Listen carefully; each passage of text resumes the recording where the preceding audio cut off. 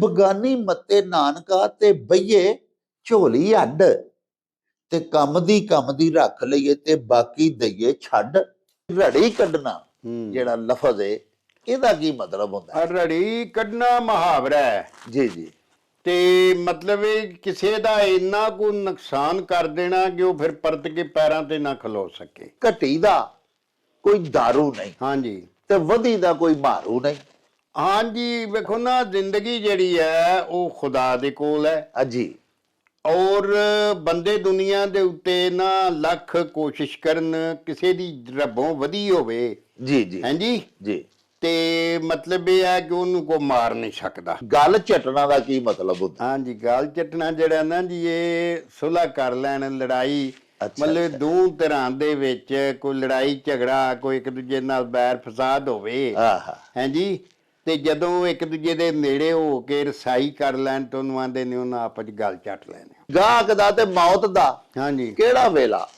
ਜਿਹੜੇ ਦੁਕਾਨਦਾਰ ਸਮਝਦੇ ਨੇ ਨਾ ਕਿ ਉਹ ਹੁਣ ਇਸ ਵੇਲੇ ਕਿਹੜਾ ਗਾਹਕ ਆਉਣਾ ਹੈ, ਤੇ ਗਾਹਕ ਦਾ ਤੇ ਕੋਈ ਪਤਾ ਨਹੀਂ ਕਿਹੜੇ ਵੇ ਆ ਜਾ, ਜਿਵੇਂ ਮੌਤ ਦਾ ਕੋਈ ਪਤਾ ਨਹੀਂ। ਘਰ ਹੋਣਗੀਆਂ ਰੋਟੀਆਂ, ਹਾਂਜੀ, ਤੇ ਆਪੇ ਹੀ ਆਉਣਗੀਆਂ ਵਹੁਟੀਆਂ। ਰਿਜ਼ਕੀ ਰਾਜਾ ਹੁੰਦਾ ਹੈ। ਹਾਂਜੀ, ਕਿਸੇ ਜਦੋਂ ਤੁਹਾਡੇ ਵੱਲ ਰਿਜ਼ਕ ਹੋਵੇਗਾ, ਤੁਸੀਂ ਕਮਾਈ ਕਰੋਗੇ।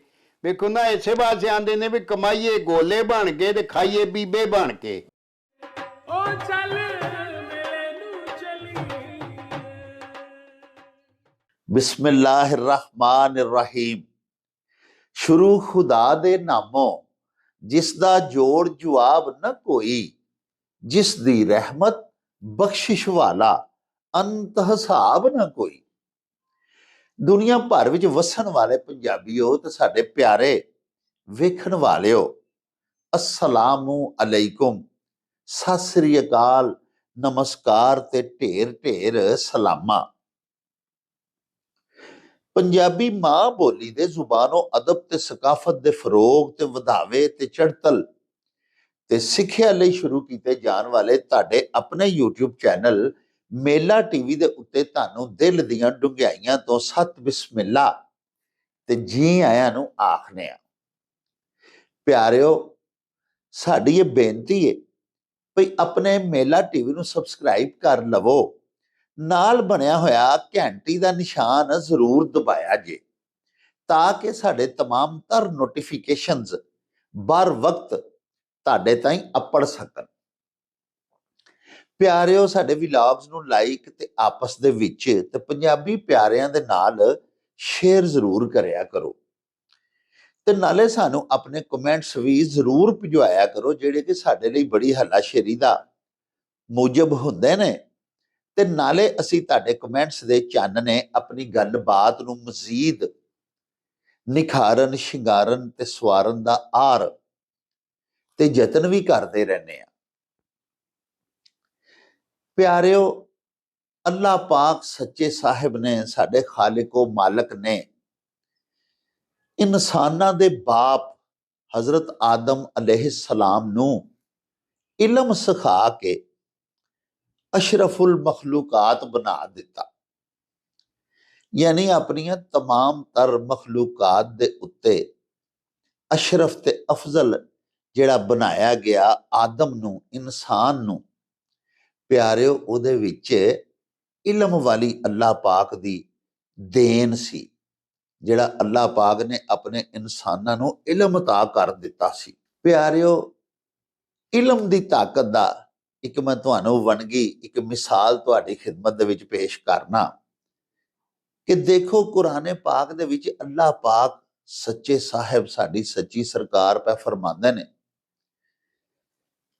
हजरत सुलेमान अलैहिस्सलाम ने जदों अपने दरबार दे विच अपने मुसाहिबीन मुकर्रबीन, वो सारे दरबारी जेड़े सामने बैठे सन, उन्हां तो पुछया कि मलका बलकीस दा तख्त कौन लिया के ते मेरी इत्थे खिदमत दे विच, मेरे दरबार दे विच पेश करेगा, हाजिर करेगा।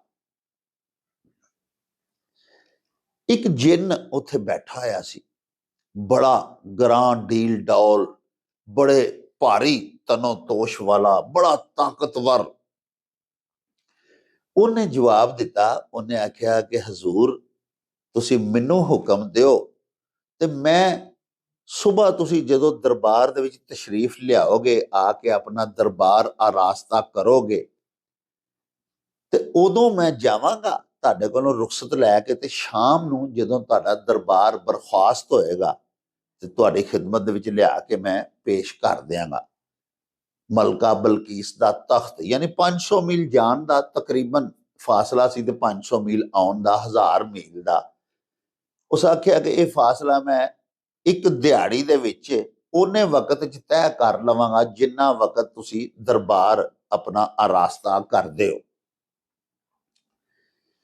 ਤੇ ਹਜ਼ਰਤ ਸੁਲੇਮਾਨ ਅਲੈਹਿਸਲਾਮ ਨੇ ਮੁਤਜੱਸਸ ਨਿਗਾਹਾਂ ਦੇ ਨਾਲ ਵੇਖਿਆ ਦਰਬਾਰ ਦੇ ਬਾਕੀ ਜਿਹੜੇ ਮੁਸਾਹਿਬੀਨ ਬੈਠੇ ਸਨ ਉਹਨਾਂ ਵੱਲੇ, ਤੇ ਇੱਕ ਨਹੀਫ ਕਮਜ਼ੋਰ ਤੇ ਬਜ਼ੁਰਗ ਉਮਰ ਦੇ ਉੱਥੇ ਜਿਹੜੇ ਮੁਸਾਹਿਬ ਤਸ਼ਰੀਫ ਫਰਮਾ ਸਨ, ਉਹਨਾਂ ਆਖਿਆ ਕਿ ਜੇ ਤੁਸੀਂ ਮੈਨੂੰ ਹੁਜ਼ੂਰ ਹੁਕਮ ਕਰੋ ਤੇ ਮੈਂ ਅੱਖ ਦੇ ਚਪਕਾਰੇ ਦੇ ਵਿੱਚ ਮਲਕਾ ਬਲਕੀਸ ਦਾ ਤਖਤ ਤੁਹਾਡੀ ਖਿਦਮਤ ਦੇ ਵਿੱਚ ਹਾਜ਼ਰ ਕਰ ਦਿਆਂਗਾ। ਯਾਨੀ ਪਲਕ ਝਪਕਣ ਦੇ ਵਿੱਚ, ਇੱਕ ਅੱਖ ਦੇ ਪਲਕਾਰੇ ਦੇ ਵਿੱਚ ਹਾਜ਼ਰ ਕਰ ਦਿਆਂਗਾ। ਪਿਆਰਿਓ, ਉਹ ਜਿਹੜਾ ਪਹਿਲਾ ਦਾਅਵੇਦਾਰ ਸੀ ਜਿੰਨ ਮਲਕਾ ਬਲਕੀਸ ਦਾ ਤਖਤ ਹਾਜ਼ਰ ਕਰਨ ਦਾ ਜਿਹਨੇ ਦਾਅਵਾ ਕੀਤਾ ਸੀ, ਹਜ਼ਰਤ ਸੁਲੇਮਾਨ ਅਲੈਹਿਸਲਾਮ ਦੀ ਖਿਦਮਤ ਦੇ ਵਿੱਚ, ਉਹਦੇ ਕੋਲ ਬੇਪਨਾਹ ਜਿਸਮਾਨੀ ਤਾਕਤ ਸੀ, ਉਹਦਾ ਵੱਡਾ ਤਨੋ ਤੋਸ਼ ਸੀ, ਗ੍ਰਾਂ ਡੀਲ ਡੌਲ ਸੀ, ਚੰਗਾ ਵੱਡਾ ਲੱਦ ਸੀ। ਲੇਕਿਨ ਜਿਹੜੇ ਬਜ਼ੁਰਗ ਬਾਬਾ ਜੀ ਜਿਨ੍ਹਾਂ ਆਖਿਆ ਕਿ ਮੈਂ ਜਨਾਬ ਅੱਖ ਦੇ ਪਲਕਾਰੇ 'ਚ ਲਿਆ ਕੇ ਤਖਤ ਤੁਹਾਡੀ ਖਿਦਮਤ 'ਚ ਹਾਜ਼ਰ ਕਰ ਦਿਆਂਗਾ, ਤੁਹਾਡੇ ਪੈਰਾਂ 'ਚ ਧਰ ਦਿਆਂਗਾ, ਉਹਨਾਂ ਕੋਲ ਇਲਮ ਦੀ ਤਾਕਤ ਸੀ, ਉਹਨਾਂ ਦੇ ਡੰਡਾਂ 'ਚ ਜ਼ੋਰ ਨਹੀਂ ਸੀ। ਅਰਜ਼ ਮੈਂ ਕਰਨਾ ਚਾਹ ਰਿਹਾ ਸਾਂ ਕਿ ਇਲਮ ਦੀ ਤਾਕਤ ਦੇਖੋ ਕਿੰਨੀ ਹੈ, ਕਿ ਜਿਹਨੂੰ ਇਲਮ ਆਉਂਦਾ ਹੋਵੇ ਉਹ ਭਾਵੇਂ ਕਿੰਨਾ ਕਮਜ਼ੋਰ ਔਰ ਨਹੀਫ ਹੈ, ਉਹਦਾ ਦਿਮਾਗ ਚੱਲ ਰਿਹਾ ਹੈ, ਉਹਦਾ ਇਲਮ ਉਹਨੂੰ ਹਰ ਮੈਦਾਨ 'ਚ ਫਤਹ ਯਾਬ ਕਰਦਾ ਹੈ। ਤਾਕਤਵਰ ਦੇ ਮੁਕਾਬਲੇ ਦੇ ਉੱਤੇ ਵੀ ਇੱਕ ਤਾਕਤਵਰ ਜਾਹਿਲ ਹੈ, ਉਹਦੇ ਮੁਕਾਬਲੇ ਦੇ ਉੱਤੇ ਕਮਜ਼ੋਰ ਆਲਿਮ ਹਮੇਸ਼ਾ ਫਤਹ ਯਾਬ ਹੋ ਜਾਂਦਾ ਹੈ। ਪਿਆਰਿਓ, ਇੱਕ ਹੋਰ ਵਾਕਿਆ ਇਲਮ ਦੀ ਫਜ਼ੀਲਤ ਦਾ ਮੈਂ ਤੁਹਾਡੀ ਖਿਦਮਤ ਦੇ ਵਿੱਚ ਬਿਆਨ ਕਰਾਂ। ਉਹ ਇਸ ਤਰ੍ਹਾਂ ਹੈ ਭਈ ਹਜ਼ਰਤ ਇਮਾਮ ਸ਼ਾਫਈ ਫਰਮਾਉਂਦੇ ਨੇ ਭਈ ਕੁੱਤਾ ਇਸ ਕਦਰ ਗਲੀਜ਼ ਔਰ ਨਾਪਾਕ ਹੁੰਦਾ ਹੈ ਕਿ ਜੇ ਕਿਸੇ ਬਰਤਨ ਦੇ ਵਿੱਚ ਮੂੰਹ ਮਾਰ ਜਾਏ ਸਾਡੀ ਸ਼ਰਅ ਦੇ ਮੁਤਾਬਕ, ਤੇ ਸਾਹਿਬੋ ਨਾ ਸਿਰਫ 7 ਵਾਰੀ ਉਸ ਭਾਂਡੇ ਨੂੰ ਧੋਣਾ ਪੈਂਦਾ ਪਾਣੀ ਦੇ ਨਾਲ, ਬਲਕਿ ਫਿਰ 8ਵੀਂ ਵਾਰੀ ਉਹਦੇ ਵਿੱਚ ਮਿੱਟੀ ਮਲ ਕੇ ਉਹਨੂੰ ਧੋਈਦਾ ਤੇ ਫਿਰ ਜਾ ਕੇ ਉਹ ਭਾਂਡਾ ਪਾਕ ਹੁੰਦਾ ਹੈ।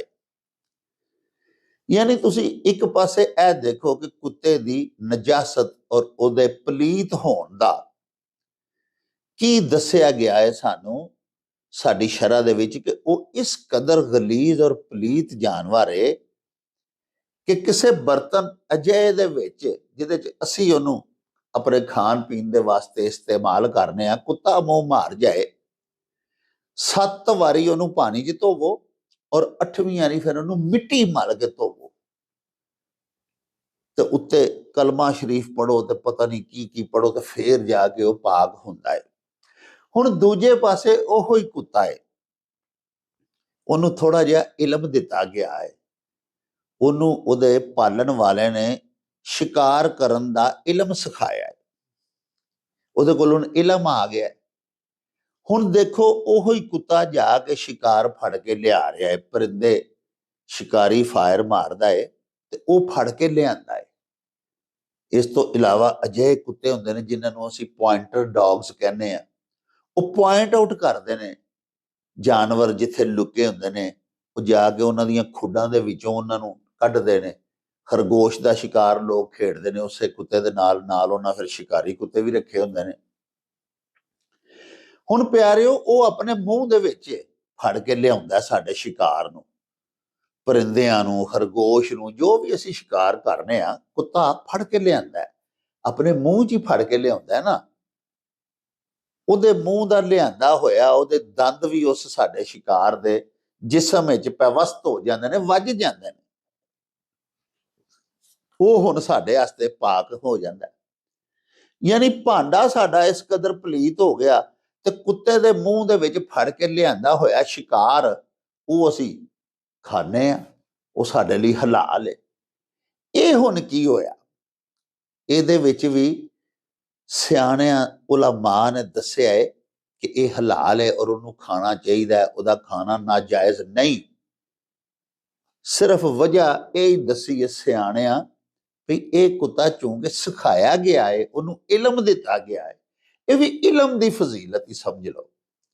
ਪਿਆਰਿਓ, ਨਿਜ਼ਾਮਦੀਨ ਮਰਹੂਮ ਬੜੇ ਹੀ ਵੱਡੇ ਦਾਨਸ਼ਵਰ ਸਨ, ਬਹੁਤ ਵੱਡੇ ਬ੍ਰਾਡਕਾਸਟਰ ਵੀ ਸਨ, ਰੇਡੀਓ ਦੀ ਦੁਨੀਆ ਦੇ ਬਾਦਸ਼ਾਹ ਸਨ। ਉਹਨਾਂ ਇੱਕ ਵਾਰੀ ਬੜੀ ਪਿਆਰੀ ਗੱਲ ਕੀਤੀ ਸੀ। ਉਹਨੇ ਆਖਿਆ ਸੀ ਕਿ ਇਲਮ ਦਾ ਮੁੱਲ ਤੇ ਇੱਥੇ ਹੀ ਪੈ ਜਾਂਦਾ ਹੈ ਕਿ ਮਾਰਕੀਟ ਦੇ ਵਿੱਚ ਕੋਈ ਤੋਤਾ ਵਿਕਦਾ ਹੋਵੇ 200 500 1000 ਰੁਪਏ ਦਾ ਵਿਕੇਗਾ, ਉਹੋ ਹੀ ਤੋਤੇ ਨੂੰ ਇਲਮ ਹੋਵੇ, ਉਹ ਚਾਰ ਗੱਲਾਂ ਕਰਦਾ ਹੋਵੇ, ਕੋਈ ਉਹਨੂੰ ਇੱਕ ਦੋ ਕਲਮਾ ਸ਼ਰੀਫ ਆਉਂਦਾ ਹੋਵੇ, ਕੋਈ ਹੋਰ 2 4 5 7 ਗੱਲਾਂ ਉਹਨੂੰ ਆਉਂਦੀਆਂ ਹੋਣ, ਉਹੋ ਹੀ ਤੋਤਾ ਤੁਹਾਨੂੰ ਜਾਂਦਿਆਂ ਹੀ ਆਖੇ ਅਸਲਾਮ ਅਲੈਕੁਮ, ਹੋਰ 2 3 ਤੁਹਾਡੇ ਨਾਲ ਗੱਲਾਂ ਕਰੇ, ਕੀ ਹਾਲ ਜੇ, ਇਹ ਉਹ, ਤੇ ਤੁਸੀਂ ਉਹਦਾ 50,000 ਤੇ ਲੱਖ ਰੁਪਈਆ ਵੀ ਖਰਚ ਲੈਂਦੇ। ਇਹ ਇਲਮ ਨੇ ਆਪਣਾ ਮੁੱਲ ਪਵਾਇਆ। ਅਦਰਵਾਈਜ਼ ਉਹਦੇ ਨਾਲ ਦੇ ਤੋਤੇ ਤੇ ਪਿਆਰਿਓ ਉਸੇ ਹੀ ਬਾਜ਼ਾਰ ਦੇ ਵਿੱਚ 1000 1500 ਦੇ ਪੈ ਵਿਕਦੇ ਨੇ, ਉਹ ਲੱਖ ਡੇਢ ਦਾ ਕਿਉਂ ਹੋ ਗਿਆ? ਇਸ ਵਾਸਤੇ ਵੀ ਉਸ ਤੋਤੇ ਦੇ ਕੋਲ ਇਲਮ ਹੈ, ਉਹ ਸਿੱਖਿਆ ਹੋਇਆ ਤੋਤਾ ਹੈ। ਪਿਆਰਿਓ, ਅਕਾਬਰ ਉਲਮਾਏ ਕਿਰਾਮ ਤੇ ਔਲੀਆਏ ਉਜ਼ਾਮ ਦਾ ਇਹ ਆਖਣਾ ਹੈ, ਉਹਨਾਂ ਦਾ ਇਹ ਫਰਮਾਉਣਾ ਹੈ ਕਿ ਉਲਮਾ ਦੀ ਸੁਹਬਤ ਦੇ ਵਿੱਚ ਬੈਠਣ ਦੇ ਨਾਲ ਇਨਸਾਨ ਦੀ ਦੀਨ ਦੁਨੀਆ ਸੌਰ ਜਾਂਦੀ ਹੈ। ਇੱਥੇ ਹੁਣ ਪਿਆਰਿਓ ਬਾਜ਼ ਜਗ੍ਹਾ ਦੇ ਉੱਤੇ ਕੁਝ ਲੋਕ ਸਵਾਲਾਤ ਕਰਦੇ ਨੇ ਕਿ ਫਲਾਣਾ ਬੰਦਾ ਜਿਹੜਾ ਨਾ ਉਹਦੇ ਕੋਲ ਇਲਮ ਤੇ ਬੜਾ ਹੈ ਲੇਕਿਨ ਉਹਦਾ ਅਮਲ ਕੋਈ ਨਹੀਂ। ਯਾਨੀ ਉਹ ਜਿਹੜੀਆਂ ਗੱਲਾਂ ਦੀ ਤਾਲੀਮ ਦਿੰਦਾ ਹੈ ਉਹ ਕਿਆ ਬਾਤ ਹੈ, ਬਹੁਤ ਹੀ ਅੱਛੀਆਂ ਗੱਲਾਂ ਨੇ, ਲੇਕਿਨ ਉਹਨਾਂ ਗੱਲਾਂ ਦੇ ਉੱਤੇ ਉਹ ਆਪੂ ਅਮਲ ਨਹੀਂ ਕਰਦਾ। ਜਿਹੜੀਆਂ ਗੱਲਾਂ ਦੇ ਉੱਤੇ ਅਮਲ ਕਰਨ ਲਈ ਉਹ ਲੁਕਾਈ ਨੂੰ ਆਖਦਾ ਹੈ, ਜਿਹੜੀਆਂ ਗੱਲਾਂ ਦੇ ਉੱਤੇ ਅਮਲ ਪੈਰਾ ਹੋਣ ਦਾ ਉਹ ਅੱਲਾ ਦੇ ਬੰਦਿਆਂ ਨੂੰ ਆਖਦਾ ਹੈ, ਪੱਕੀ ਕਰਦਾ ਹੈ, ਉਹਨਾਂ ਹੀ ਗੱਲਾਂ ਦੇ ਉੱਤੇ ਉਹਦਾ ਆਪਣਾ ਅਮਲ ਕੋਈ ਨਹੀਂ ਹੁੰਦਾ। ਇਹਦੇ ਬਾਰੇ ਚ ਇਮਾਮ ਗਜ਼ਾਲੀ ਬਹੁਤ ਆਲਾ ਗੱਲ ਕਰਦੇ ਨੇ, ਮਰਹੂਮ ਮਗਫੂਰ ਰਹਿਮਤੁल्लाह ਤਾਲਾ ਅਲੈਹ।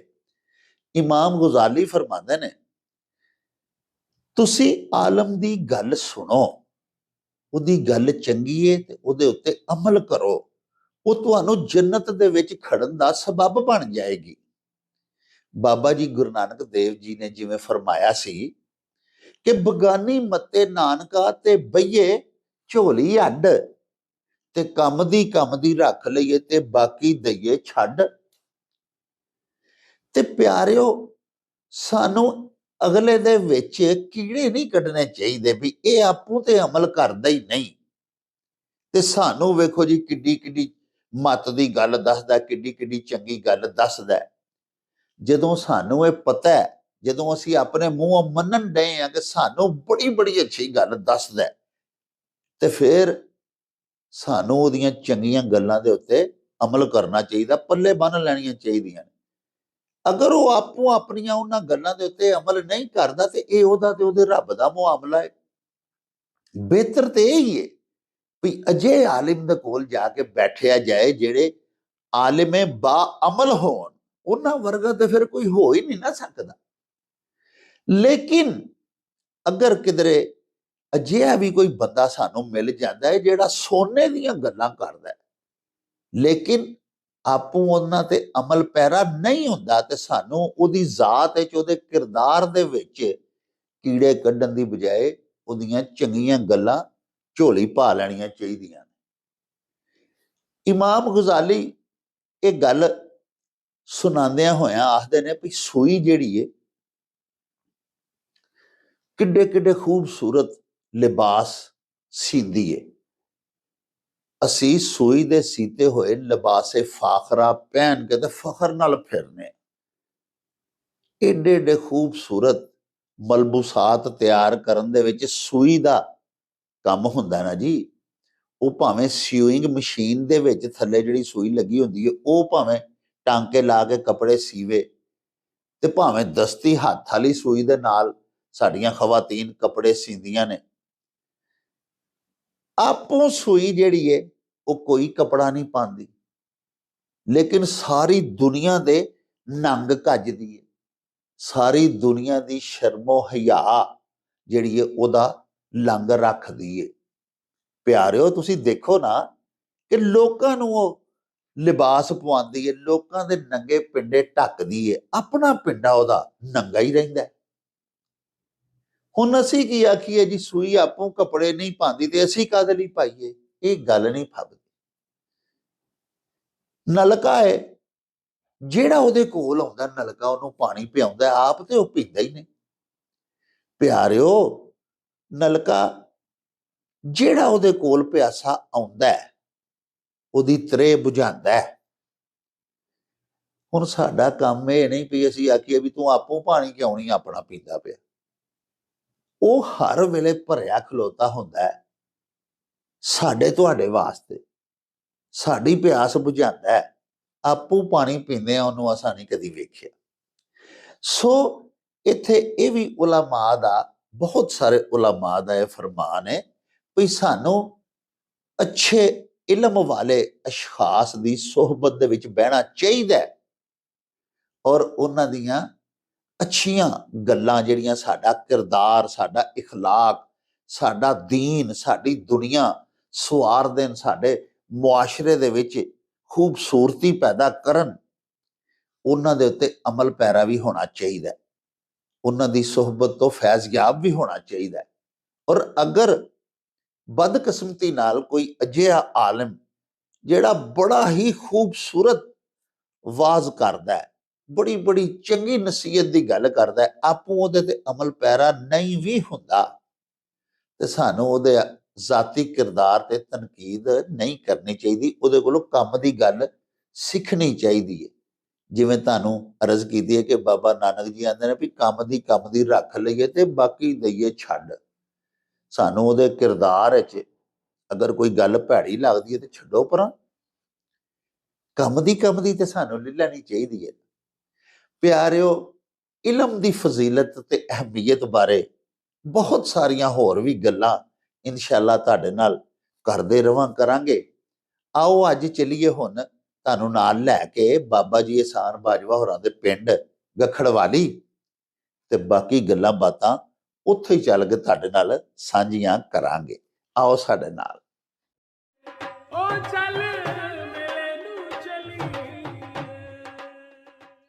अस्सलाम वालेकुम जनाब बाजवा साहब जी। बिस्मिल्लाह डॉक्टर साहब। वालेकुम सलाम। की हाल चाल है जी? ठीक खैर नाल आए जी? अल्लाह पाक दा करम जी, अल्लाह पाक दा एहसान, तुहाड़ियां दुआवां जनाब।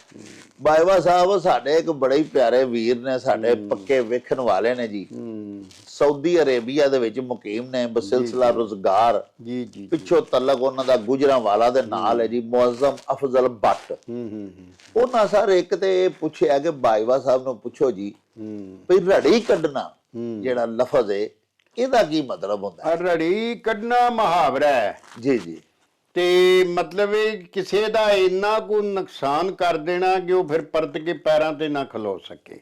ਅਸਤਗਫੁਰੁल्लाह। ਰੜੀ ਆਂਦੇ ਨੇ ਉਸ ਐਸੀ ਯਾਨੀ ਗੈਰ ਆਬਾਦ ਜ਼ਮੀਨ ਨੂੰ ਜਿਹਦੇ 'ਚ ਫਸਲ ਨਾ ਹੁੰਦੀ ਹੋਵੇ ਤੇ ਲੋਕੀ ਡੰਗਰ ਵੀ ਉੱਥੇ ਕੀ ਚੁਗਣਾ ਨੇ, ਖੇਡਦੇ ਖੂਡਦੇ ਮੁੰਡੇ ਚੁੰਡੇ ਪਿੰਡਾਂ ਦੇ ਬਾਰ-ਬਾਰ ਰੜੀਆਂ ਹੁੰਦੀਆਂ ਸਨ।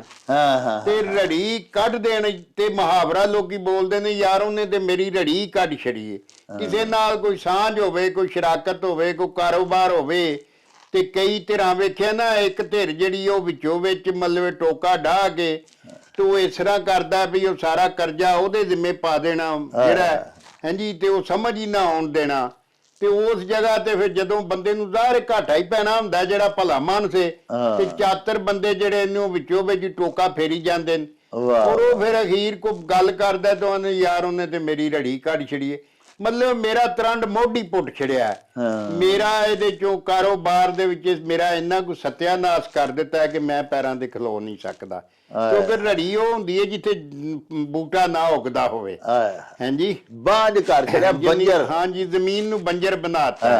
ਹਾਂਜੀ, ਉਹਨੂੰ ਆਂਦੇ ਨੇ ਰੜੀ ਕੱਢ ਛੜੀ ਜੀ। ਲਓ ਜੀ ਮੁਅੱਜ਼ਮ ਸਾਹਿਬ, ਇਹ ਬਾਜਵਾ ਸਾਹਿਬ ਸਾਡੇ ਬੜੇ ਪਿਆਰੀ ਪੰਜਾਬੀ ਦੇ ਲਫ਼ਜ਼ ਬੋਲਦੇ ਨੇ ਜਿਹੜੇ ਤੁਸੀਂ ਸਿੱਖਦੇ ਹੋ, ਤੁਹਾਨੂੰ ਸਿੱਖਣ ਨੂੰ ਵੀ ਮਿਲਦੇ ਨੇ। ਆਪੋ ਵੀ ਤੁਸੀਂ ਇੱਕ ਲਫ਼ਜ਼ੀ ਤਰਕੀਬ ਹੀ ਭੇਜੀ ਸੀ ਤੇ ਬਾਜਵਾ ਸਾਹਿਬ ਨੇ ਜਿਹੜਾ ਕਿਹਾ ਨਾ, ਉਹਦਾ ਤਰੰਡ ਮੋਢੀ ਪੁੱਟ ਛੱਡਣਾ, ਯਾਨੀ ਕਿ ਨਾ ਕਾਬਲ ਤਲਾਫੀ ਨੁਕਸਾਨ ਪਹੁੰਚਾਉਣਾ, ਅਜਿਹਾ ਨੁਕਸਾਨ ਪਹੁੰਚਾ ਛੱਡਣਾ ਕਿਸੇ ਨੂੰ ਜਿਸਮਾਨੀ ਜਾਂ ਮਾਲੀ ਹਵਾਲੇ ਨਾਲ ਜਾਂ ਕਾਰੋਬਾਰੀ ਹਵਾਲੇ ਦੇ ਨਾਲ ਕਿ ਜਿਹਦਾ ਫਿਰ ਉਹ ਨੁਕਸਾਨ ਪੂਰਾ ਹੀ ਨਾ ਗਰੀਬ ਦਾ ਹੋ ਸਕੇ ਤੇ ਉਹ ਮੁੜ ਕੇ ਫਿਰ ਦੁਬਾਰਾ ਆਪਣੇ ਪੈਰਾਂ ਤੇ ਖਲੋ ਹੀ ਨਾ ਸਕੇ। ਤੇ ਬਾਜਵਾ ਸਾਹਿਬ ਮੁਅੱਜ਼ਮ ਅਫਜ਼ਲ ਬੱਟ ਹੋ ਰਹੀ ਇੱਕ ਅਖਾਣ ਵੀ ਭਿਜਵਾਇਆ, ਉਹ ਵੇ ਸਰ ਵੀ ਘਟੀ ਦਾ ਕੋਈ ਦਾਰੂ ਨਹੀਂ, ਹਾਂਜੀ, ਤੇ ਵਧੀ ਦਾ ਕੋਈ ਮਾਰੂ ਨਹੀਂ। ਹਾਂਜੀ, ਵੇਖੋ ਨਾ, ਜ਼ਿੰਦਗੀ ਜਿਹੜੀ ਹੈ ਉਹ ਖੁਦਾ ਦੇ ਕੋਲ ਹੈ ਜੀ, ਔਰ ਬੰਦੇ ਦੁਨੀਆ ਦੇ ਉੱਤੇ ਨਾ ਲੱਖ ਕੋਸ਼ਿਸ਼ ਕਰਨ ਕਿਸੇ ਦੀ ਰੱਬੋਂ ਵਧੀ ਹੋਵੇ ਜੀ ਜੀ, ਹਾਂਜੀ ਜੀ, ਤੇ ਮਤਲਬ ਇਹ ਹੈ ਕਿ ਉਹਨੂੰ ਕੋਈ ਮਾਰ ਨਹੀਂ ਸਕਦਾ। ਅੱਲਾਹੁ ਅਕਬਰ। ਹਾਂਜੀ, ਮੈਨੂੰ ਇੱਕ ਸੱਚਾ ਵਾਕਿਆ ਮੈਂ ਤੁਹਾਨੂੰ ਸੁਣਾਉਣਾ, ਜਿਹੜਾ ਮੈਨੂੰ ਇੱਕ ਬੰਦੇ ਨੇ ਦੱਸਿਆ। ਜੀ, ਸਾਡੇ ਇੱਕ ਰਿਸ਼ਤੇਦਾਰਾਂ 'ਚ ਇੱਕ ਬੰਦਾ ਆਇਆ ਸੀ, ਉਹਦਾ ਰਿਸ਼ਤੇਦਾਰ ਸੀ, ਉਹ ਵੀ ਉਹਨਾਂ ਦਾ ਜ਼ਾਹਰ ਸਾਡਾ ਵੀ ਰਿਸ਼ਤੇਦਾਰ ਸੀ ਜੀ, ਉਹਦੇ ਨਾਲ ਕੋ 8 ਗਨਮੈਨ ਸਨ। ਅੱਛਾ, ਇੱਕ ਸ਼ਾਦੀ ਦੀ ਇਕੱਠ ਸੀ, ਉੱਥੇ ਅਸੀਂ ਇਕੱਠੇ ਹੋਏ ਜੀ, ਤੇ ਉਹ ਉੱਥੇ ਉਹਦੇ ਗਨਮੈਨ ਜਿਹੜੇ ਸਨ ਉਹ ਬੈਠੇ ਕੋਈ ਗੱਲਾਂ ਬਾਤਾਂ ਪੇ ਸੁਣਾਉਂਦੇ ਸਨ, ਤੇ ਉਹ ਆਖਣ ਲੱਗੇ ਜੀ ਵੀ ਸਾਡਾ ਜਿਹੜਾ ਮਾਲਕ ਹੈ ਇਹਨਾਂ ਦੀ ਫਲਾਣੇ ਥਾਂ ਬੜੀ ਦੁਸ਼ਮਣੀ ਚੱਲਦੀ ਹੈ, ਤੇ ਉਹ ਇਹਨਾਂ ਨੇ ਨਾ ਇੱਕ ਦਫਾ ਉਹਨਾਂ ਦੇ ਕੋਈ 4 ਬੰਦੇ ਫੜ ਲਏ ਜੀ, ਤੇ ਉਹਨਾਂ ਨੂੰ ਮਾਰ ਦੇਣ ਦਾ ਪ੍ਰੋਗਰਾਮ ਸੀ ਜੀ, ਤੇ ਉਹ ਲੈ ਗਏ ਉਹਨਾਂ ਨੂੰ, ਤੇ ਜਾ ਕੇ ਤੇ ਉਹਨਾਂ ਦੇ ਜਿਹੜੇ ਗਨਮੈਨ ਨੇ ਉਹ ਆਂਦੇ ਨੇ ਕਿ ਅਸੀਂ ਉਹਨਾਂ ਨੂੰ ਮਤਲਬ ਇਹ ਦਰਖਤਾਂ ਨਾਲ ਬੰਨਿਆ ਤੇ 3 ਨੂੰ ਮਾਰਿਆ, ਤੇ ਉਹ ਤੇ ਗੋਲੀਆਂ ਵੱਜ ਗਈਆਂ, ਮਰ ਗਿਆ, ਖਤਮ ਹੋ ਗਿਆ। ਉਹ ਆਂਦਾ ਚੌਥੇ ਨੂੰ ਜਦੋਂ ਬੰਨ ਕੇ ਤੇ ਮਾਰਨ ਲੱਗੀ ਹੈ, ਜਾਂ ਫਾਇਰ ਮਿਸ ਹੋ ਜਾਵੇ ਜਾਂ ਵਿੱਚ ਹੀ ਗੋਲੀ ਅੜ ਜਾਏ ਜਾਂ ਰਫਲ ਚੱਲੇ ਹੀ ਨਾ। ਵਾਹ ਵਾਹ। ਤੇ ਅਖੀਰ ਮਤਲਬ ਇਹ ਕਿ ਸਾਡੇ ਚੋਂ ਇੱਕ ਜਣਾ ਆਂਦਾ ਵੀ ਯਾਰ ਇਹਨੂੰ ਛੱਡ ਛੜੋ, ਖੁਦਾ ਦਾ ਨਾਂ ਜੇ, ਇਹਨੇ ਤੁਹਾਨੂੰ ਫੜਾ ਦੇਣਾ ਜੇ ਕਿਤੇ ਨਾ ਕਿਤੇ, ਕਿਉਂਕਿ ਇਹੋ ਜਿਹਾ ਕੰਮ ਜਿਹੜਾ ਬੰਦਾ ਕਰਦਾ ਹੈ ਉਹ ਬੜਾ ਲੁਕ ਲੁਕਾ ਕੇ, ਤੇ ਮਤਲਬ ਵੇਖੋ ਨਾ ਜਿੱਦੀ ਮਰਜ਼ੀ ਜੁਰਤ ਵਾਲਾ ਹੋਵੇ ਫਿਰ ਵੀ ਡਰ ਕਿ ਮੈਨੂੰ ਕੋਈ ਵੇਖੇ ਨਾ। ਜੀ ਜੀ, ਉਹ ਕਿਤੇ ਜੰਗਲ 'ਚ ਲੈ ਗਏ ਸਨ ਉਹਨਾਂ ਨੂੰ, ਤੇ ਉਹਨੇ ਆਖਿਆ ਇਹਨੂੰ ਛੱਡ ਦਿਓ, ਇਹਦੀ ਵਧੀ ਜਾ। ਉਹਦੇ ਰੱਬ ਵੱਲੋਂ ਮਤਲਬ ਸਾਹ ਵਧੇ ਹੋਏ ਸਨ। ਅਖੀਰ ਉਹਨੂੰ ਛੱਡ ਕੇ ਜਿਉਂਦੇ ਨੂੰ ਬੱਜੇ ਬੁਝਾਏ ਨੂੰ ਹੀ, ਹਾਂਜੀ, ਤੇ ਉਹ ਲਾਸ਼ਾਂ ਸੁੱਟ ਕੇ ਤੋਂ ਨੱਠ ਗਏ। ਤੋਂ ਮਤਲਬ ਇਹ ਹੈ ਕਿ ਜਦੋਂ ਰੱਬ ਵੱਲੋਂ ਮਤਲਬ ਜਿਹਨੂੰ ਮਤਲਬ ਕਿ ਰੱਬ ਨੇ ਬਚਾਉਣਾ ਹੋਏ ਨਾ, ਹਾਂਜੀ, ਤੇ ਜਿਹਨੂੰ ਰੱਬ ਨੇ ਰੱਖਣਾ ਮਾਰ ਸਕੇ ਨਾ ਕੋ, ਉਹਨੂੰ ਨਹੀਂ ਕੋ ਮਾਰ ਸਕਦਾ, ਇਹ ਪੱਕੀ ਬਾਤ ਹੈ। ਤੇ ਜਦੋਂ ਬੰਦੇ ਦਾ ਟਾਈਮ ਪੂਰਾ ਹੋ ਜੇ ਉਦੋਂ ਉਹਨੂੰ ਕੋਈ ਬਚਾ ਨਹੀਂ ਸਕਦਾ, ਹਾਂਜੀ। ਫਿਰ ਬੰਦਾ ਵੇਖੋ ਨਾ, ਤੁਸੀਂ ਸਮਝ ਲਓ ਕਿ ਉਹ ਆਨੇ ਨੇ ਜੀ ਫਲਾਣੇ ਥਾਂ ਨਾ ਜਾਈ, ਸੜਕ ਤੇ ਨਾ ਜਾਈ, ਵਾਧਾ ਘਾਟਾ ਜਿੱਥੇ ਲਿਖਿਆ ਹੋਏ ਟਾਈਮ ਉੱਥੇ ਬੰਦਾ हरू ਮਰੂ ਅੱਪੜ ਜਾਂਦਾ, ਧੱਕੇ ਨਾਲ ਉਹਨੂੰ ਤਕਦੀਰ ਉੱਥੇ ਟੋਰ ਕੇ ਲੈ ਜਾਂਦੀ। ਵਾਹ ਵਾਹ, ਹਾਂਜੀ। ਔਰ ਇਹ ਹੋ ਹੀ ਨਹੀਂ ਸਕਦਾ ਕਿ ਉੱਥੇ ਉਹ ਨਾ ਆਪਣੇ, ਹਾਂਜੀ, ਜਿੱਥੇ ਉਹਦੀ ਲਿਖੀ ਜਾ ਤੋ ਮਤਲਬ ਇਹ ਕਿ ਉਹ ਇਹ ਤੇ ਖੁਦਾ ਦੇ ਫੈਸਲੇ ਨੇ। ਮਤਲਬ ਇਹਦੇ ਚ ਬੰਦੇ ਨੂੰ ਕੋਈ ਪਤਾ ਨਹੀਂ ਹੁੰਦਾ, ਤਕਦੀਰ ਦਾ ਗੁੱਝਾ ਹੱਥ ਜਿਹੜਾ ਉਹਨੇ ਉਹਦੇ ਨਾਲ ਇੱਕ ਪਲ ਬਾਅਦ ਕੀ ਕਰਨਾ ਹੈ, ਅੱਲਾਹ, ਇਹ ਤਾਂ ਖੁਦਾ ਹੀ ਜਾਣਦਾ, ਅੱਲਾਹ ਪਾਕ ਕਰਮ ਕਰੇ। ਲੋ ਜੀ ਸਾਹਿਬੋ, ਮੁਅੱਜ਼ਮ ਅਫਜ਼ਲ ਬੱਟ ਹੋਰਾਂ ਨੇ ਬੜਾ ਹੀ ਸੋਹਣਾ ਅਖਾਣ ਭਿਜਵਾਇਆ ਸੀ ਭਈ ਘਟੀ ਦਾ ਦਾਰੂ ਕੋਈ ਨਹੀਂ ਤੇ ਵਧੀ ਦਾ ਮਾਰੂ ਕੋਈ ਨਹੀਂ। ਬਾਜਵਾ ਸਾਹਿਬ ਨੇ ਨਖੇੜਾ ਬੜਾ ਸੋਹਣਾ ਕੀਤਾ।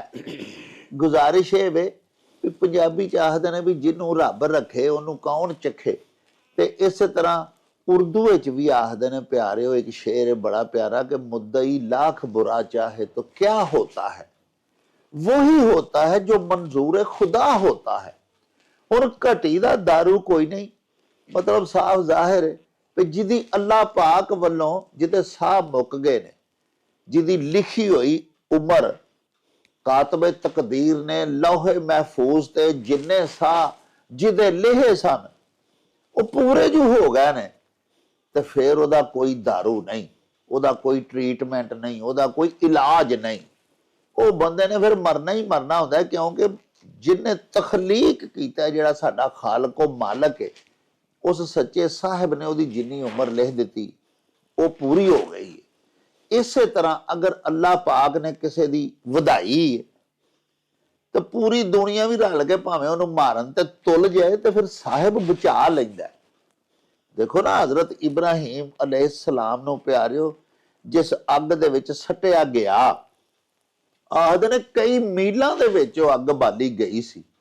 ਉਲਾਮਾਏ ਕਿਰਾਮ ਦੱਸਦੇ ਨੇ ਵੀ ਉਸ ਅੱਗ ਦਾ ਏਡਾ ਵੱਡਾ ਅੰਬਾਰ ਸੀ ਵੀ ਉਹਦਾ ਜਿਹੜਾ ਸੇਕ ਨਿਕਲਦਾ ਸੀ ਨਾ, ਉਹ ਕਈ 100 ਫੁੱਟ ਜਾਂ ਗਜ਼ 100 ਗਜ਼ ਉੱਤੋਂ ਵੀ ਕੋਈ ਪਰਿੰਦਾ ਵੀ ਉੱਡ ਕੇ ਲੰਘਦਾ ਸੀ ਤੇ ਉਹ ਵੀ ਭੁੱਜ ਕੇ ਵਿੱਚ ਡਿੱਗ ਪੈਂਦਾ ਸੀ। ਯਾਨੀ ਏਡਾ ਵੱਡਾ ਅਲਾਓ ਜਲਾਇਆ ਗਿਆ ਅੱਗ ਦਾ। ਤੇ ਪਿਆਰਿਓ, ਅੱਲਾਹ ਪਾਕ ਸੱਚੇ ਸਾਹਿਬ ਵੇਖੋ ਕਿ ਉਸ ਏਡੇ ਵੱਡੇ ਅੱਗ ਦੇ ਅਲਾਓ ਦੇ ਵਿੱਚੋਂ ਵੀ ਆਪਣੇ ਪਿਆਰੇ ਨਬੀ ਪਾਕ ਹਜ਼ਰਤ ਇਬਰਾਹੀਮ ਅਲੈਹਿਸਲਾਮ ਨੂੰ ਸਹੀ ਔਰ ਸਲਾਮਤ ਉੱਥੋਂ ਬਚਾ ਕੇ ਤੇ ਬਾਹਰ ਕੱਢ ਲਿਆ। ਸੋ ਗੁਜ਼ਾਰਿਸ਼ ਇਹ ਵੇ, ਇਸ ਖਾਨ 'ਚ ਦੱਸਿਆ ਸਾਨੂੰ ਇਹ ਗਿਆ ਹੈ ਕਿ ਸਭ ਕੁਝ ਜੋ ਵੀ ਹੁੰਦਾ ਨਾ ਮਿਨ ਜਾਨਬ ਅੱਲਾ ਹੁੰਦਾ ਹੈ। ਜੇ ਕਿਸੇ ਨੂੰ ਬਿਮਾਰੀ ਲੱਗ ਗਈ ਹੈ ਤੇ ਉਹ ਸਿਹਤਯਾਬ ਨਹੀਂ ਹੋ ਰਿਹਾ, ਉਹਦੇ ਦਮ ਪੂਰੇ ਹੋ ਗਏ ਨੇ, ਇਹ ਵੀ ਹੁਕਮ ਰੱਬੀ ਹੈ।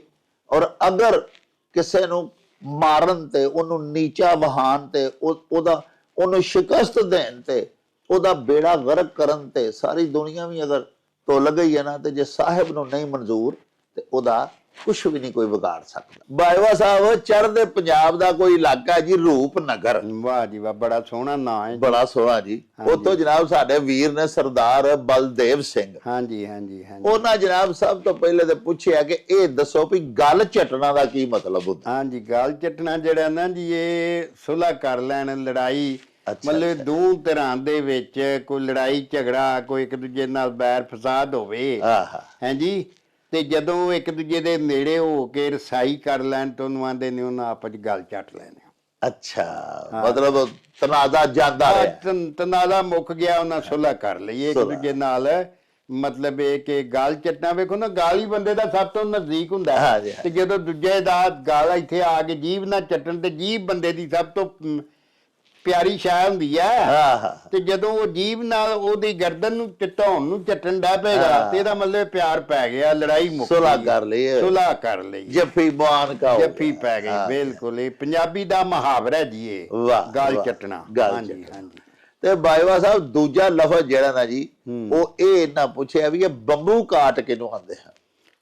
ਹਾਂਜੀ, ਬੰਬੂ ਘਾਟ ਜਿਹੜਾ ਸੀ ਨਾ, ਮਤਲਬ ਇਹ ਕਿ ਇਹ ਜਿਹੜਾ ਉਹ ਇੱਕ ਨਾ ਪੁਰਾਣੇ ਜ਼ਮਾਨੇ 'ਚ ਮਤਲਬ ਇਹ ਕਿ ਇਹ ਕੋਈ ਹੁੰਦਾ ਸੀ ਜਿਹੜਾ ਨਾ ਬੜੀ ਤੇਜ਼ ਚੱਲਣ ਵਾਲੀ ਕੋਈ ਸ਼ੈ, ਕਾਲਾ ਇੰਜਣ ਤੇ ਨਹੀਂ, ਕਾਲਾ ਇੰਜਣ ਜਿਹੜਾ ਅਜਾ ਉਦੋਂ ਹੋਰ ਤੇ ਕੋਈ ਸ਼ੈ ਹੁੰਦੀ ਨਹੀਂ ਸੀ ਜੀ, ਤੇ ਉਹ ਜਿਹੜਾ ਨਾ ਉਹਦੇ ਜੋ ਫੁੱਕ ਫੁੱਕ ਦੀ ਆਵਾਜ਼ ਵੀ ਆਉਂਦੀ ਸੀ। ਹਾਂਜੀ, ਉਹ ਲੱਕੜ ਦੇ ਕੋਲੇ ਨਾਲ ਚੱਲਦੇ, ਕੋਲੇ ਨਾਲ ਚੱਲਦੇ ਸਨ, ਤੇ ਉਹ ਬਿਲਕੁਲ ਉਹਨੂੰ ਬੰਬੂ ਘਾਟ ਆਂਦੇ ਸਨ, ਜਿਹਦੇ ਜੋ ਉਹ ਫੂ ਫੂ ਕਰਦਾ ਨੱਠਾ ਲਗਾ ਜਾਂਦਾ ਸੀ। ਹਾਂਜੀ, ਜਾਂ ਪੁਰਾਣੇ ਜ਼ਮਾਨੇ ਜਦੋਂ ਕਾਲੇ ਜਿਹੜੇ ਇੰਜਣ, ਪਹਿਲਾਂ ਕਾਲੇ ਹੀ ਆਏ ਸਨ। ਹਾਂਜੀ ਹਾਂਜੀ। ਪਹਿਲਾ ਇੰਜਣ ਬਲਕਿ ਜਿਹੜਾ ਲਾਹੌਰ ਲਿਆਂਦਾ ਗਿਆ ਸੀ, ਸਟੀਮ ਇੰਜਣ, ਉਹ ਸਟੀਮ ਇੰਜਣ ਹੀ ਸੀ। ਔਰ ਉਹ ਤੁਹਾਨੂੰ ਪਤਾ ਕਿਵੇਂ ਲਿਆਂਦਾ ਗਿਆ ਸੀ? ਨਹੀਂ, ਉਹਨੂੰ ਜਨਾਬ ਦਰਿਆ, ਅੰਗਰੇਜ਼ਾਂ ਦੇ ਜ਼ਮਾਨੇ 'ਚ ਦਰਿਆਵਾਂ ਦੇ ਵਿੱਚ ਜਹਾਜ਼ ਚੱਲਦੇ ਹਨ ਸਾਡਿਆਂ 'ਚ। ਅੱਛਾ।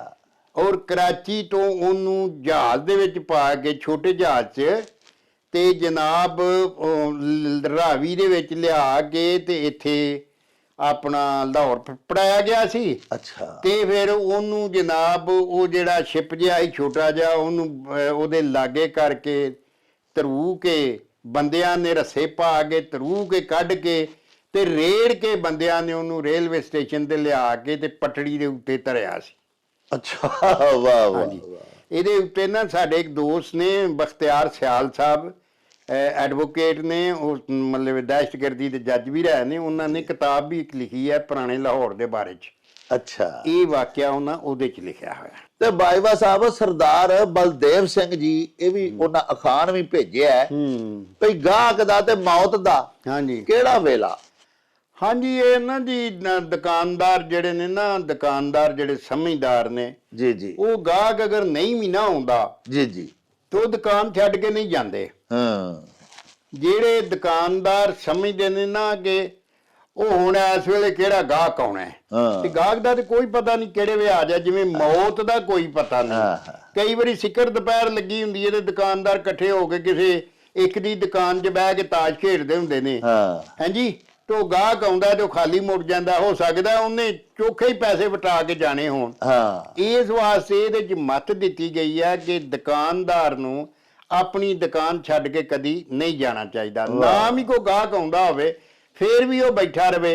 ਇਸ ਵਾਸਤੇ ਕੋਈ ਪਤਾ ਨਹੀਂ ਕਿਹੜੇ ਵੇ ਗਾਹਕ ਆ ਜਾਏ, ਸਗਵੀਂ ਇੰਜ ਕਿ ਜਿਵੇਂ ਮੌਤ ਦਾ ਕੋਈ ਪਤਾ ਨਹੀਂ ਕਿ ਉਹ ਕਿਹੜੇ ਵੇਲੇ ਮਤਲਬੇ ਆ ਜਾਣੀ ਹੈ। ਲਓ ਜੀ ਪਿਆਰਿਓ, ਸਰਦਾਰ ਬਲਦੇਵ ਜੀ ਜਿਹੜੇ ਨੇ ਉਹਨਾਂ ਦਾ ਅਖਾਣ ਸੀ ਵੀ ਗਾਹਕ ਦਾ ਤੇ ਮੌਤ ਦਾ ਕਿਹੜਾ ਵੇਲਾ, ਯਾਨੀ ਵੇਲੇ ਦਾ ਸਾਨੂੰ ਪਤਾ ਨਹੀਂ ਹੁੰਦਾ ਵੀ ਮੌਤ ਕਿਸ ਵੇਲੇ ਆ ਜਾਣੀ ਹੈ। ਬਿਲਕੁਲ ਇਸੇ ਤਰ੍ਹਾਂ ਹੀ ਬਾਜਵਾ ਸਾਹਿਬ ਫਰਮਾਇਆ ਵੀ ਗਾਹਕ ਦੇ ਆਉਣ ਦਾ ਵੀ ਕੋਈ ਪਤਾ ਨਹੀਂ। ਅੱਲਾਹ ਪਾਕ ਜੋ ਰਾਜ਼ਕ ਹੋਇਆ ਰੋਜ਼ੀ ਉਸ ਦੇਣੀ ਹੈ, ਤੇ ਗਾਹਕ ਅੱਲਾਹ ਪਾਕ ਭੇਜਦਾ। ਜਿਵੇਂ ਮੌਤ ਅੱਲਾਹ ਦੇ ਹੁਕਮ ਨਾਲ ਆਉਂਦੀ ਹੈ, ਇਸੇ ਤਰ੍ਹਾਂ ਹੀ ਸਾਹਿਬੋ ਗਾਹਕ ਵੀ ਰੱਬ ਦੇ ਹੁਕਮ ਨਾਲ ਆਉਂਦਾ ਤੁਹਾਡੇ ਕੋਲ, ਕਿਉਂਕਿ ਰੋਜ਼ੀ ਰਸਾਨ ਅੱਲਾਹ ਪਾਕ ਹੈ ਤੇ ਸਾਡੀ ਰੋਜ਼ੀ ਦਾ ਸਬੱਬ ਬਣਦਾ ਗਾਹਕ। ਤੇ ਰੱਬ ਕਿਹੜੇ ਵੇਲੇ ਭੇਜ ਦੇਵੇ ਇਹ ਤੇ ਅੱਲਾਹ ਪਾਕ ਨੂੰ ਪਤਾ। ਸਾਨੂੰ ਆਪਣੇ ਠੀਏ ਤੇ ਬਹਿਣਾ ਚਾਹੀਦਾ, ਆਪਣੀ ਦੁਕਾਨ ਤੇ ਡਿਊਟੀ ਦੇਣੀ ਚਾਹੀਦੀ ਹੈ। ਇਹ ਇਸ ਖਾਨ ਚ ਦੱਸਿਆ ਇਹ ਹੀ ਗਿਆ ਵੀ ਜਿਸ ਤਰ੍ਹਾਂ ਮੌਤ ਦਾ ਕੋਈ ਪਤਾ ਨਹੀਂ, ਉਸੇ ਤਰ੍ਹਾਂ ਗਾਹਕ ਦਾ ਵੀ ਕੋਈ ਪਤਾ ਨਹੀਂ। ਬਾਜਵਾ ਸਾਹਿਬ ਸਾਡੇ ਇੱਕ ਬੜੇ ਹੀ ਪਿਆਰੇ ਵੀਰ ਨੇ, ਚੌਧਰੀ ਇਫਤਖਾਰ ਸਾਹਿਬ, ਅਮਰੀਕਾ ਹੁੰਦੇ ਨੇ, ਪਿੱਛੇ ਜੇ ਉਮਰੇ ਗਏ ਸਨ ਉਦੋਂ ਵੀ ਤੁਹਾਨੂੰ ਉੱਥੋਂ ਵੀ ਉਹਨਾਂ ਸਲਾਮ ਭੇਜਿਆ ਸੀ। ਮਿਹਰਬਾਨੀ। ਹਾਂ ਜੀ, ਤੇ ਚੌਧਰੀ ਇਫਤਖਾਰ ਸਾਹਿਬ ਨੇ ਜਨਾਬ ਖਾਨ ਭੇਜਿਆ, ਘਰ ਹੋਣਗੀਆਂ ਰੋਟੀਆਂ, ਹਾਂਜੀ, ਤੇ ਆਪੇ ਹੀ ਆਉਣਗੀਆਂ ਵਹੁਟੀਆਂ। ਹਾਂਜੀ, ਇਹਦੀ ਦੂਜੀ ਸ਼ਕਲ ਇਹ ਵੀ ਹੈ ਵੀ ਘਰ ਆਉਣਗੀਆਂ ਰੋਟੀਆਂ ਤੇ ਬਾਹਰੋਂ ਆਉਣਗੀਆਂ ਵਹੁਟੀਆਂ। ਅੱਛਾ ਵਾਹ। ਅੱਛਾ ਤੂੰ ਗੱਲ ਇਹ ਵੇ ਜੀ ਕਿ ਰਿਜ਼ਕੀ ਰਾਜਾ ਹੁੰਦਾ ਹੈ, ਹਾਂਜੀ, ਕਿਸੇ ਜਦੋਂ ਤੁਹਾਡੇ ਵੱਲ ਰਿਜ਼ਕ ਹੋਵੇਗਾ ਤੁਸੀਂ ਕਮਾਈ ਕਰੋਗੇ। ਵੇਖੋ ਨਾ ਇਸੇ ਵਾਸਤੇ ਆਂਦੇ ਨੇ ਵੀ ਕਮਾਈਏ ਗੋਲੇ ਬਣ ਕੇ ਤੇ ਖਾਈਏ ਬੀਬੇ ਬਣ ਕੇ। ਵਾਹ, ਹਾਂਜੀ, ਕਿ ਜਦੋਂ ਬੰਦਾ ਮਿਹਨਤ ਮਜ਼ਦੂਰੀ ਕਰਦਾ ਉਹਨੂੰ ਉਸ ਵੇਲੇ ਨਹੀਂ ਆਪਣੀ ਸ਼ਾਨ ਦੀ ਟੌਰ ਦੀ ਪਰਵਾਹ ਹੋਣੀ ਚਾਹੀਦੀ ਕਿ ਮੈਨੂੰ ਕੋਈ ਕੰਮ ਕਰਦਿਆਂ ਵੇਖੇਗਾ, ਤੇ ਉਦੋਂ ਉਹਨੂੰ ਪੂਰਾ ਤਰਾਨ ਲਾ ਕੇ, ਹਾਂਜੀ, ਖੂਨ ਪਸੀਨਾ ਇੱਕ ਕਰਕੇ ਮਿਹਨਤ ਕਰਨੀ ਚਾਹੀਦੀ। ਮਜ਼ਦੂਰਾਂ ਵਾਂਗਰ ਹੱਕ ਲਾਲ ਦੀ ਕਮਾਈ ਕਰਨ ਚ ਤੇ ਕੋਈ ਮਿਹਣਾ ਨਹੀਂ ਨਾ ਜੀ। ਤੇ ਜਦੋਂ ਬੰਦਾ ਫਿਰ ਮਿਹਨਤ ਕਰੇਗਾ ਤੇ ਮਿਹਨਤ ਕਰਕੇ ਜ਼ਾਰਾ ਉਹਦਾ ਹੁਲੀਆ ਬਦਲ ਜਾਏਗਾ, ਉਹਦੇ ਮਕਾਨ ਕੋਠਾ ਕਰੜਾ ਉਹਦਾ ਚੰਗਾ ਹੋ ਜਾਏਗਾ, ਕੋਠਾ ਕਠੜਾ ਚੰਗਾ ਹੋ ਜਾਏਗਾ, ਘਰ ਬਾਹਰ ਅੱਗੇ ਪਿੱਛੇ ਜਾਇਦਾਦਾਂ ਹੋਣਗੀਆਂ ਜੀ। ਤੇ ਜਦੋਂ ਜਾਇਦਾਦਾਂ ਹੋਣਗੀਆਂ ਤੇ ਲੋਕੀ ਰਿਸ਼ਤਾ ਕਰਨ ਲੱਗਿਆ ਸਭ ਤੋਂ ਪਹਿਲਾਂ ਇਹ ਹੀ ਵਹਿੰਦੇ ਨੇ ਕਿ ਸਾਡੀ ਧੀ ਰੋਟੀ ਖੋਣੋਂ ਭੁੱਖੀ ਨਾ ਮਰੇ। ਤੇ ਮਤਲਬ ਹੈ ਕਿ ਜਿਹੜੀ ਉਹ ਜਿਹੜੇ ਘਰ ਵੀ ਉਹਨੂੰ ਵਿਆਹਣਾ ਉੱਥੇ ਉਹਨੂੰ ਟੁੱਕਰ ਮਿਲਦਾ ਰਹੇ ਤੇ ਉਹਨੂੰ ਖੁਸ਼ਹਾਲੀ ਨਸੀਬ ਹੋਵੇ। ਤੋ ਇਸ ਵਾਸਤੇ ਜਿਹੜੇ ਘਰ 'ਚ ਟੁੱਕਰ ਪਾਣੀ ਹੋਏਗਾ ਉੱਥੇ ਲੋਕੀ ਰਿਸ਼ਤੇ ਭੱਜ ਭੱਜ ਕੇ ਕਰਨਗੇ। ਤੇ ਜਿਹੜਾ ਬੰਦਾ ਨਖੱਟੂ ਹੋਏਗਾ ਜਿਹਨੇ ਕਰਨਾ ਕੱਖ ਨਹੀਂ, ਉਹਨਾਂ ਦੀਆਂ ਕੰਧਾਂ ਦੇ ਉੱਤੇ ਕਲਰ ਆਪੇ ਹੀ ਪੁੜਕ ਪੁੜਕ ਬਾਹਰ ਪੈਂਦਾ ਤੇ ਲੋਕਾਂ ਨੂੰ ਉਹਨਾਂ ਦਾ ਮਤਲਬ ਜਿਸ ਤਰ੍ਹਾਂ ਦੇ ਨੇ ਉਹ ਧਾਈਆਂ ਵਾਲੇ ਪਿੰਡ ਪਰਾਲੀਆਂ ਹੀ ਪਛਾਣੇ ਜਾਂਦੇ ਨੇ, ਉਹ ਭੈੜੇ ਘਰ ਫਿਰ ਇਸ ਤਰ੍ਹਾਂ ਪਛਾਣ ਕੇ ਲੋਕੀ ਪਰਾਂ ਨੂੰ ਮੂੰਹ ਕਰਕੇ ਕੋਲੋਂ ਲੰਘ ਜਾਂਦੇ ਨੇ। ਲਓ ਜੀ ਸਾਹਿਬੋ, ਸਾਡੇ ਵੀਰ ਚੌਧਰੀ ਇਫਤਖਾਰ ਸਾਹਿਬ ਨੇ ਅਮਰੀਕਾ ਤੋਂ ਸਾਨੂੰ ਅਖਾਣ ਭਿਜਵਾਇਆ ਸੀ। ਬਾਜਵਾ ਸਾਹਿਬ ਨੇ ਬੜਾ ਸੋਹਣਾ ਉਹਦਾ ਨਖੇੜਾ ਕੀਤਾ ਭਈ ਘਰ ਹੋਣਗੀਆਂ ਰੋਟੀਆਂ ਤੇ ਆਪੇ ਹੀ ਆਉਣਗੀਆਂ ਵਹੁਟੀਆਂ। ਵੇਖੋ ਨਾ ਗੱਲ ਇਹ ਵੇ ਕਿ ਰਿਜ਼ਕ ਰੋਟੀ ਨੂੰ ਹੀ ਸਲਾਮ ਹੈ ਪਿਆਰਿਓ। ਜਿਹਦੇ ਘਰ ਖਾਣ ਨੂੰ ਨਹੀਂ ਉਹਨੇ ਕਿਸੇ ਹੋਰ ਨੂੰ ਕੀ ਸੁਲਾ ਮਾਰਨੀ ਹੈ। ਤੇ ਜਿਹਦੇ ਆਪਣੇ ਘਰ ਮਾਸ਼ਾਅੱਲਾ ਅੱਲਾ ਦਾ ਦਿੱਤਾ ਸਭ ਕੁਝ, ਖੁੱਲਾ ਰਿਜ਼ਕ ਰੋਟੀ ਹੈ, ਬੱਚੇ ਔਲਾਦ ਸਾਰੇ ਮਿਹਨਤੀ ਨੇ, ਆਪੂ ਹੀ ਉਹ ਬੰਦਾ ਕੋਈ ਨਾ ਕੋਈ ਕੰਮ ਕਾਰੋਬਾਰ ਕਰਦਾ, ਕੋਈ ਵਾਹੀ ਬੀਜੀ ਕਰਦਾ, ਸਾਰੇ ਲੋਕ ਜਿਹੜੇ ਨੇ ਮਾਸ਼ਾਅੱਲਾ ਰਿਜ਼ਕ ਰੋਟੀ ਕਮਾਉਣ ਦੇ ਵਿੱਚ ਮਸਰੂਫ ਨੇ। ਤੇ ਅਜਿਹੇ ਘਰ ਦੇ 100 ਗਾਹਕ ਹੁੰਦੇ ਨੇ। ਵੇਖੋ ਨਾ, ਜਿੰਨੇ ਵੀ ਆਪਣੀ ਧੀ ਭੈਣ ਦਾ ਰਿਸ਼ਤਾ ਕਰਨਾ ਹੈ ਪਿਆਰਿਓ, ਉਹ ਇਹ ਤੇ ਵੇਖਦਾ ਨਾ, ਬਲਕਿ ਇਹ ਧੀ ਵਾਲਿਆਂ ਦਾ ਹੱਕ ਹੁੰਦਾ ਕਿ ਉਹ ਇਸ ਗੱਲ ਦੀ ਪੜਚੋਲ ਕਰਨ ਕਿ ਜਿੱਥੇ ਅਸੀਂ ਧੀ ਭੈਣ ਦਾ ਸਾਗ ਕਰਨ ਲੱਗੇ ਆ ਉਹ ਲੋਕ ਕਿਸ ਕੁਮਾਸ਼ ਦੇ ਨੇ, ਬਾਇਜ਼ਤ ਲੋਕ ਨੇ, ਕੰਮ ਕਾਰੋਬਾਰ ਕੋਈ ਚੰਗਾ ਸੋਹਣਾ ਹੈ। ਬਦਮਾਸ਼ ਤੋਂ ਬਦਮਾਸ਼ ਬੰਦਾ ਵੀ ਜਿਹੜਾ ਨਾ ਸਾਹਿਬ, ਉਹ ਤੁਸੀਂ ਦੇਖੋ ਕਿ ਜਿਹੜਾ ਬੰਦੇ ਦਾ ਆਪਣਾ ਸਾਰਾ ਰਿਜ਼ਕ ਰੋਜ਼ੀ ਕੰਮ ਸਾਰਾ ਬਦਮਾਸ਼ੀ ਦੇ ਸਿਰ ਤੇ ਵੇ। ਬਦਮੁਆਸ਼ ਦਾ ਮਤਲਬ ਹੈ ਜਿਹਦਾ ਰਿਜ਼ਕ ਹੀ ਸਹੀ ਨਹੀਂ, ਹਰਾਮ ਕਮਾਉਂਦਾ ਹੈ, ਕਬਜ਼ੇ ਕਰਦਾ ਹੈ, ਗੁੰਡਾਗਰਦੀ ਕਰਦਾ ਹੈ। ਉਹ ਗੁੰਡਾ ਵੀ ਜਦੋਂ ਆਪਣੀ ਧੀ ਵਿਆਹੁਣ ਲੱਗਦਾ ਨਾ ਪਿਆਰਿਓ, ਤੇ ਉਹ ਇਹ ਹੀ ਵਹਿੰਦਾ ਵੀ ਮੈਨੂੰ ਕੋਈ ਸ਼ਰੀਫ ਆਦਮੀ ਲੱਭ ਜੇ। ਆਪੂ ਹਾਲਾਂਕਿ ਉਹ ਗੁੰਡਾ ਹੋਏਗਾ, ਬਦਮਾਸ਼ ਹੋਏਗਾ, ਬਦਕੁਮਾਸ਼ ਹੋਏਗਾ, ਉਹ ਧੀ ਭੈਣ ਦੇ ਵਿਆਹ ਦੇ ਵਾਸਤੇ ਕਿਸੇ ਗੁੰਡੇ ਦਾ ਇੰਤਖਾਬ ਨਹੀਂ ਕਰਦਾ। ਉਸ ਵੇਲੇ ਉਹਨੂੰ ਇਹ ਹੀ ਹੁੰਦਾ ਵੀ ਮੇਰੀ ਧੀ ਕਿਸੇ ਸ਼ਰੀਫ ਖਾਨਦਾਨ ਦੇ ਘਰ ਜਾਏ, ਬੜੇ ਕਿਰਦਾਰ ਵਾਈਜ਼ ਵੀ ਚੰਗੇ ਤੇ ਨੇਕ ਲੋਕ ਹੋਣ, ਤੇ ਰੋਟੀ ਵੀ ਉਹਨਾਂ ਦੇ ਘਰ ਖਾਣ ਨੂੰ ਖੁੱਲੀ ਮਿਲੇ ਮੇਰੀ ਬੱਚੀ ਨੂੰ। ਸੋ ਇਸ ਅਖਾਣ 'ਚ ਦੱਸਿਆ ਇਹ ਹੀ ਗਿਆ ਕਿ ਜਿਹੜੇ ਕੰਮਕਾਜ ਕਰਨ ਵਾਲੇ ਮਿਹਨਤੀ ਮੁਸ਼ੱਕਤੀ ਲੋਕ ਹੁੰਦੇ ਨੇ, ਜਿਨ੍ਹਾਂ ਦੇ ਘਰ ਅੱਲਾਹ ਪਾਕ ਨੇ ਉਹਨਾਂ ਦੀ ਮਿਹਨਤ ਨੂੰ ਭਾਗ ਲਾਏ ਹੁੰਦੇ ਨੇ ਔਰ ਰਿਜ਼ਕ ਵਾਂਦਾ ਹੁੰਦਾ, ਉਹਨਾਂ ਦੇ 100 ਗਾਹਕ ਹੁੰਦੇ ਨੇ। ਉਹਨਾਂ ਦੇ ਨਾ ਰਿਸ਼ਤੇ ਡੱਕੇ ਜਾਂਦੇ ਨੇ, ਨਾ ਉਹਨਾਂ ਦੇ ਬੰਦੇ ਕੁੜੀਆਂ ਬੈਠੇ ਬੁੱਢੇ ਹੋ ਜਾਂਦੇ ਨੇ। ਉਹਨਾਂ ਦਾ ਅਰਜ਼ ਕੀਤੀ ਹੈ ਕਿ 1000 ਜੂ ਬੰਦਾ ਗਾਹਕ ਹੁੰਦਾ ਕਿ ਯਾਰ ਇਹ ਖਾਂਦੇ ਪੀਂਦੇ ਲੋਕ ਨੇ, ਤੇ ਉੱਥੇ ਬੜੀ ਆਸਾਨੀ ਦੇ ਨਾਲ ਉਹਨਾਂ ਦੇ ਸ਼ਾਦੀਆਂ ਤੇ ਵਿਆਹ ਹੋ ਜਾਂਦੇ ਨੇ। ਸਾਹਿਬੋ, ਇਹਦੇ ਨਾਲ ਹੀ ਸਾਡੇ ਇਸ ਵਿਲਾਗ ਦਾ ਵੇਲਾ ਹੁਣ ਮੁੱਕ ਗਿਆ। ਲੈ ਉਹ ਯਾਰ ਹਵਾਲੇ ਰੱਬ ਦੇ ਤੇ ਮੇਲੇ 4 ਦਿਨਾਂ ਦੇ, ਉਸ ਦਿਨ ਈਦ ਮੁਬਾਰਕ ਹੋਸੀ, ਜਿਸ ਦਿਨ ਫੇਰ ਮਿਲਾਂਗੇ। ਰੱਬ ਰਾਖਾ ਤੇ ਅੱਲਾ ਬੇਲੀ। ਉਹ ਚੱਲ ਮੇਲੇ ਨੂੰ ਚਲੀਏ।